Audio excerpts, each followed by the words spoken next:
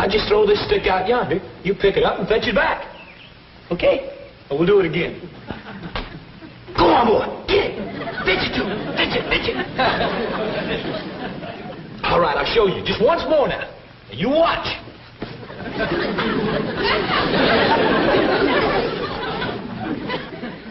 Catch on, Duke? Catch on, boy. Do it once more. Fetch it to him. Get it. Come on. Get it. Shucks. You know something, Uncle Jed? That there is a real dumb dog. Well, I don't think he's so dumb, Jethro. He just learned you how to fetch sticks for him. But the dog is the one that's supposed to do the fetching. Why, there's a fella down the street that has a dog that fetches sticks for him all day. Well, next time you want some sticks fetched, go down the street and let that dog fetch them. He just don't care nothing about it. Top bottle tops running around.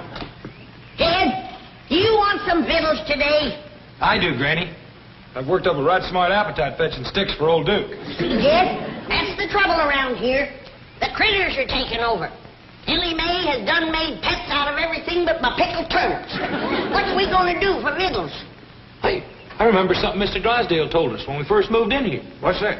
He said anytime Granny didn't feel like cooking, there was some folks that'd fetch food over to us. Here in Beverly Hills? Yes, ma'am. All you got to do is call them on the telephone and tell them what you want. Well, doggies. That's mighty neighborly. You recall her name, Jethro? Let's see. Cater. We call her first name? It's a woman. Beverly. Beverly Caterer? Must be a widow woman. She's the best cook, Dad. They have more time. Well, let's call up the widow and see what she's got cooking today. Now, just a minute, Jed. I want it made clear that I'm going to do something for her in return. Oh, naturally. We don't take charity. Come on, Duke. Let's try it again. Oh, howdy, Miss Operator. This here is Jed Clampett. Well, I'm wanting to call a widow caterer.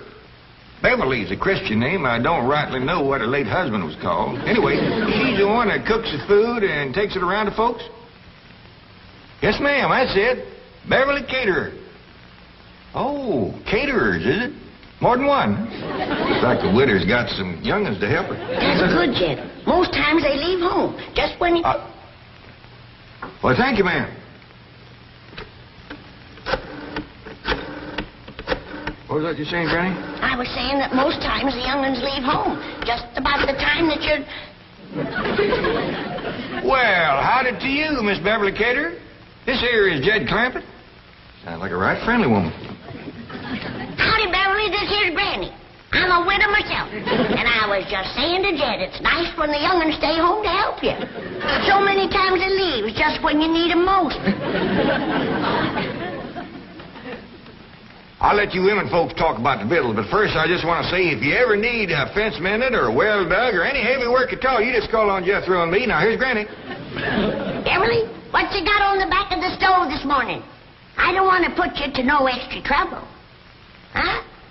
Well, me, I'm partial to baked possum, but we'll take jowls or fatback or sow belly. Any kind of meat will pleasure us considerable. What's that? Bunch of nuts. Well, you can send them along. I'll tell you right now, the critters will get the bulk of them. Now tell me something we can do for you, honey. Do what?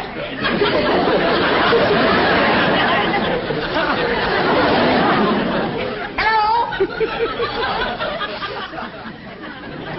I declare, Jed, I never knowed anybody could turn nasty quicker than her. I wonder what set her off.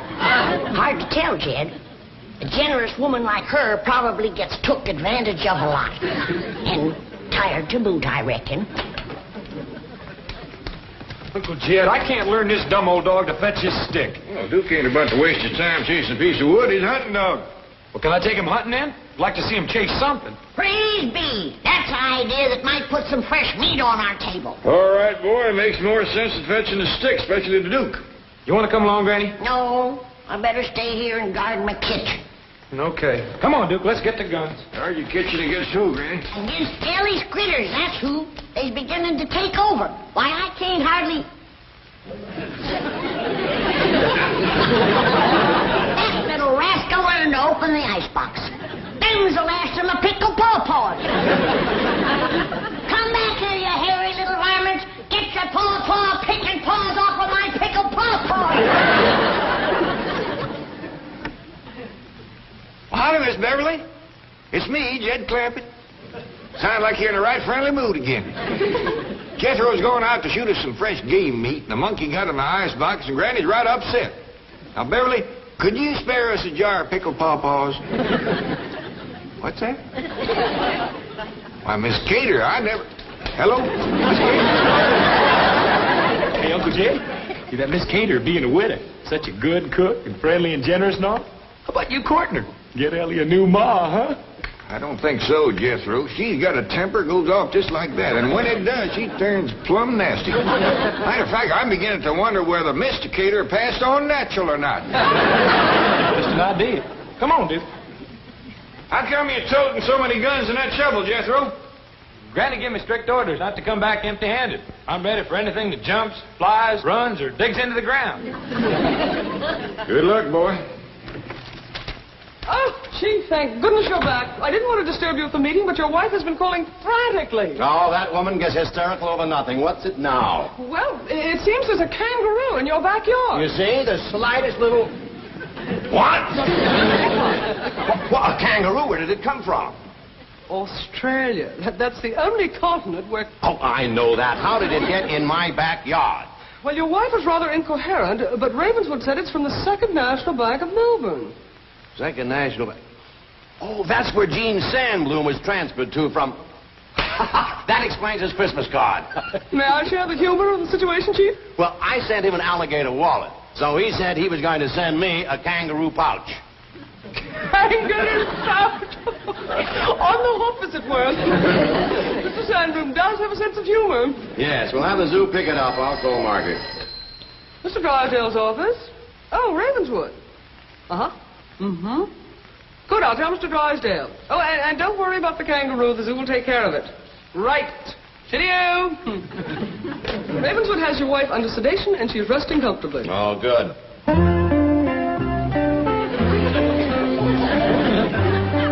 There we are. A bit of mutton and Yorkshire pudding should hit the spot. You may be from down under, but we're all part of the empire. Oh, drat. The zoo must have already come for you. Oh, I'm gonna cook up a rabbit stew. Soon as Jethro shoots me one or two, then we'll all sit down to the table and we'll eat, then we'll eat.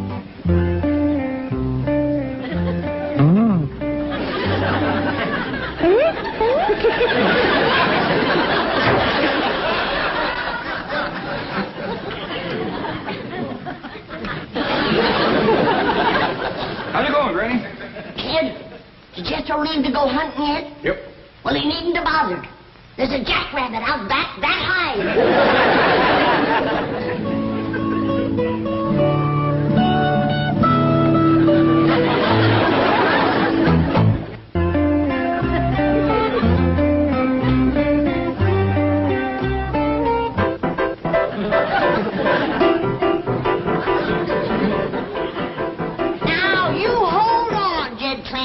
I tell you, I ain't touched a drop.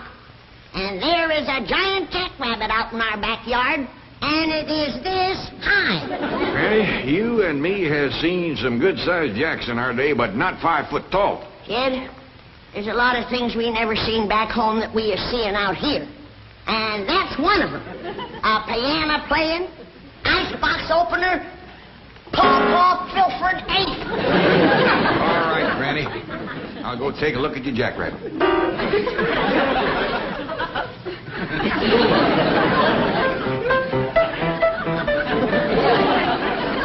on, you can see for yourself. He can jump over this house, I tell you, in one hop. Whereabouts is he? I don't know. But sure as I live and breathe, he was sitting right there, 5 foot tall and looking me in the eye. 5 foot tall sitting, was he? Yes, he was. Where did that jackrabbit go? Why don't you look out front? Maybe he hopped over the house, just like you said. You think I'm talking nonsense, but you'll see, because I'll find him. What's all sad about, Granny? Nothing. Don't tell her, Jed. I don't want her making a pet out of all that meat. We go in the kitchen and get out my biggest pot and start peeling taters. Lots of them. Here, Jack. Here, Jack. Here, Jack. Who's Jack, Pal? Never mind, Ellie. Just try to keep your critters from pestering Granny. You got her so upset she's got into her jug, and now she's seeing visions. What kind of visions?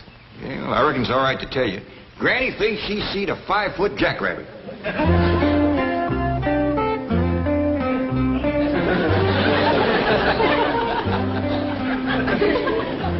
Howdy, Mr. Jackrabbit.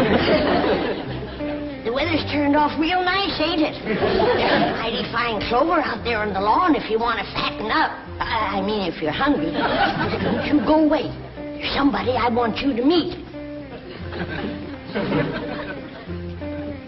I'll be right back. Jed, come on running. I found him. Come quick.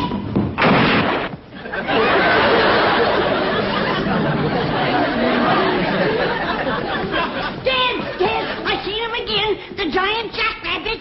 I bet you did. He's right out front. Come on, I'll show him to you. Maybe you better lay down a spell. No, he'll get away again. All right, I'll take a look.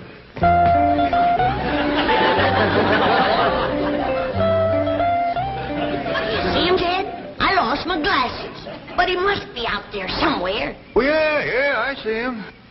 Is he out on the lawn eating clover?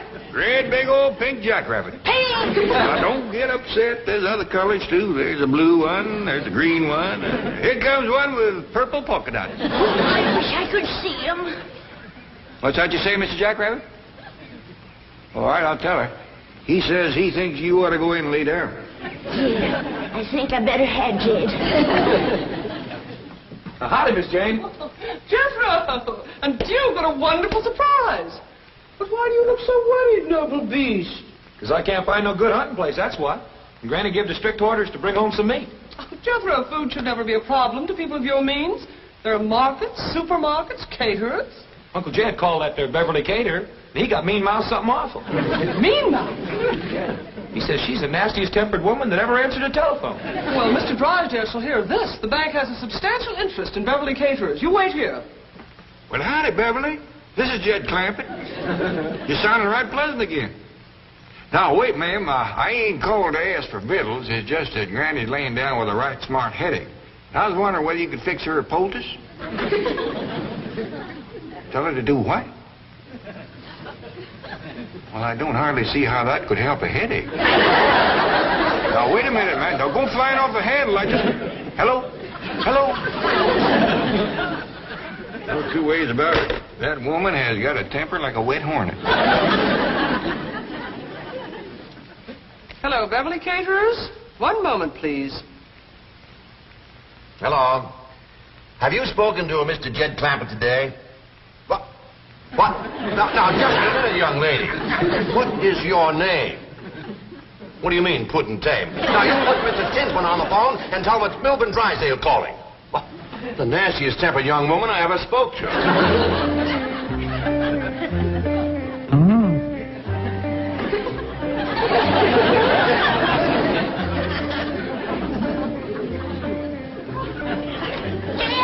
Jed, come quick. He's back again. He went outside there. Go look quick, Jed. Who's that, Granny? The giant jackrabbit. Oh, him again.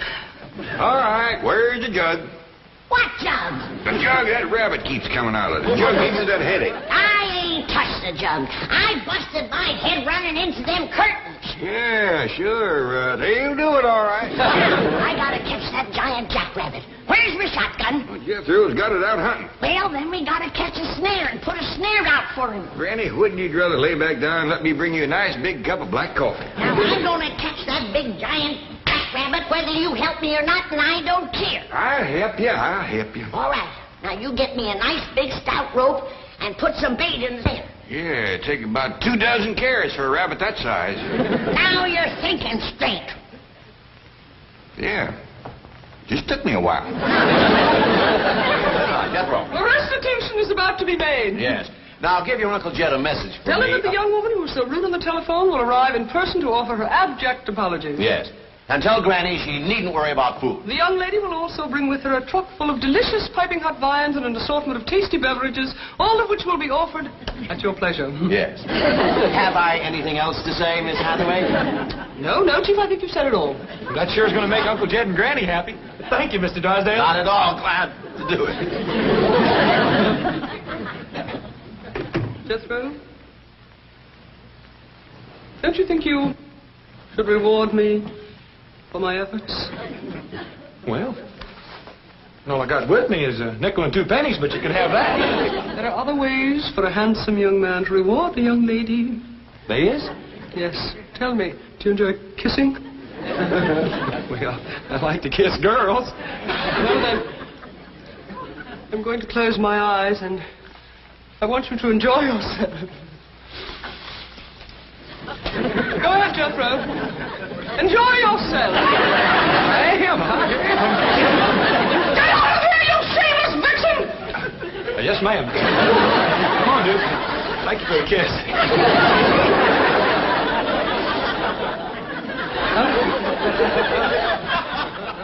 Now, let's see. If I was to tie another rope onto the bottom of that limb, pull it down, and then take my loop and put some carrots in it. Howdy, Mr. Jackrabbit. Would you like to step into my kitchen? You ain't gonna get away from me again, I can tell you that. Now, are you gonna come peaceable, or do I have to take you by force?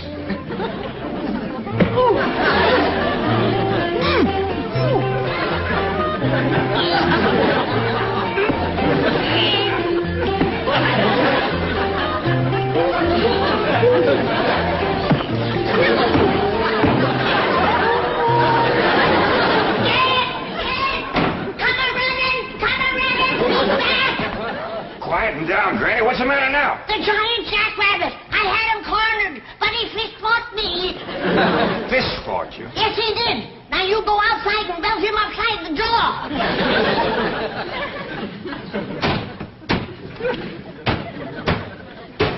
Granny, where are you hiding them jugs?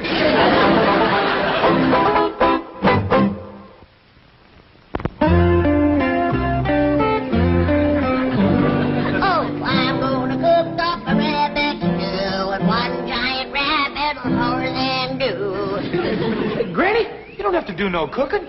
Like I said, that there Beverly Caterers is going to bring over a whole truckload of viands and beverages. I ain't depending on nobody with a temper as bad as her. Besides, I don't need her viands. For the next couple of weeks, we're going to be eating high on the rabbit. Well, where'd you get all the rabbits? One rabbit, Jethro. One rabbit? He must be a whopper. Remember those big mountain jacks we used to see back home? Yeah? I seen me a jackrabbit that could put a pair of them in his pocket. In his pocket? Sure. He stands 5 feet tall and he has a pocket, right? You don't believe me, do you? Oh, yes, I do, Granny. No, you don't. Oh, Granny, I sure I do. No, you don't. All right, I don't believe you. How dare you call me a liar?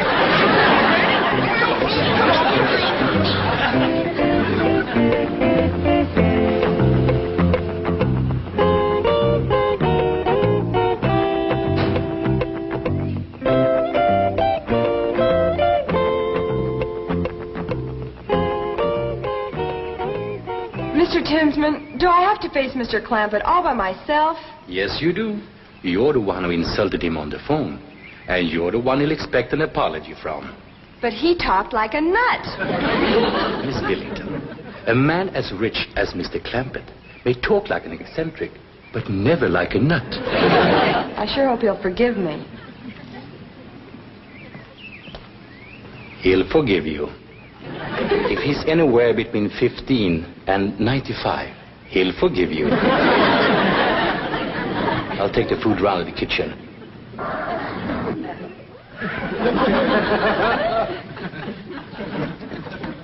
Is Mr. Clampett at home? I'm Jed Clampett. Come right in.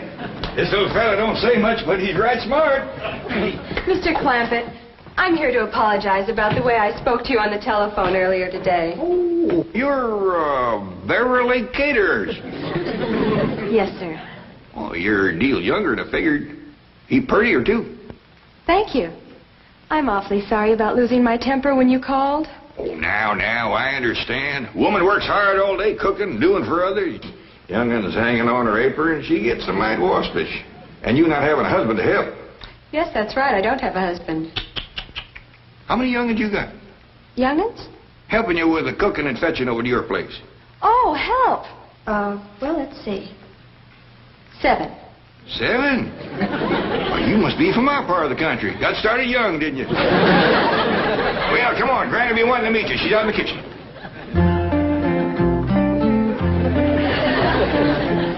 I got you, you big overgrown rascal. Now you're coming into the house.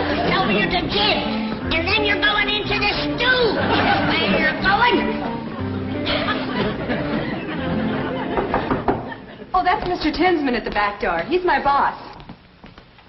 Come in. I'm Jed Clampett. A real pleasure, Mr. Clampett. I'm Bill Tinsman.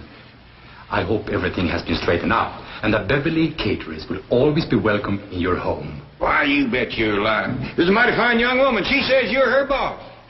That is right. I own Beverly Caterers. What dickens you say? Can you do that out here? Why, of course. Mr. Drysdale holds a small mortgage, but as soon as that's paid off, she's all mine. That don't take the ham off the hog. Now, Jed, you can see I ain't been at no junk. These folks is Beverly Caterers and Bill Tinsman. These are the ones that does all the cooking. I hope we can cook for you, Granny. You can commence with this one. I caught him, now you can cook him.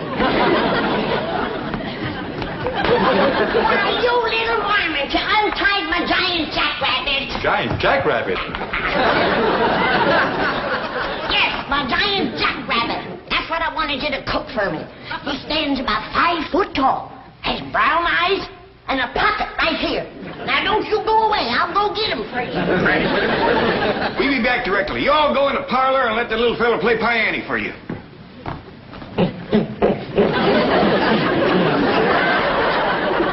You say eccentric? I still say nuts. I say you're right.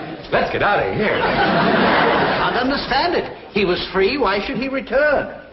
Something must have frightened him. I'll say, if he prefers this crate to freedom. Yes, but what could it have been? Hello, over there. Yes, Granny, what is it? You see anything of a jackrabbit? No, we haven't. You won't find any jackrabbits in Beverly Hills, Granny. I'll telephone the zoo, sir. I say there's a giant jackrabbit around here someplace, and I'm going to find him if it's the last thing I ever do. Sure you are, Granny. Now, come in, lay down. I'm going to get that nice Beverly Caterers and make a poultice for your head. Granny, you caught some in your snare. See, Jed, what did it tell you? What'd she catch, Ellie? Jethro! Hey, Uncle Jim!